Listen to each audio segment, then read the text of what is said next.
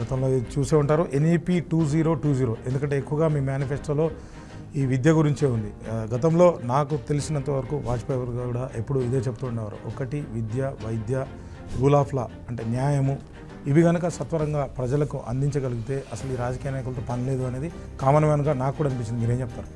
డెఫినెట్గా. కాబట్టి ఈరోజు మేము మేనిఫెస్టోలో స్పష్టంగా ఇచ్చాం, ఉచిత విద్య, ఉచిత వైద్యం, ఉచిత న్యాయ సలహా ప్రతి మండలానికి మండల స్థాయిలో న్యాయ సలహా అందించడానికి కూడా BCY పార్టీ కట్టుబడి ఉంది. దీనికి సంబంధించి పూర్తి స్థాయిలో మనం చాలా స్పష్టంగా ఇవ్వడం జరిగింది. దాన్ని యాక్సెప్ట్ చేస్తున్నాం కాబట్టి మేము దాన్ని జాతీయ విద్యా విధానం NEP 2020 దీనిపైన మీకు మంచి అవగాహన ఉందనుకుంటున్నాను. అంటే అదైతే అమల్లోకి తీసుకొచ్చారు, 2 రాష్ట్రాల్లో కూడా అది అమలు జరుగుతుందని మీరు అనుకుంటున్నారా? జరగట్లేదా? ఒకవేళ జరగకపోతే యాదవ్ గారు BCY నుంచి ఏం చేస్తారు, ఏం చేయబోతున్నారు? డెఫినెట్గా ఈరోజు నేను విద్యా వ్యవస్థ గురించి మాట్లాడాల్సి వస్తే, విద్యను అడ్డం పెట్టుకొని ఈరోజు జరుగుతున్నది వ్యాపారం.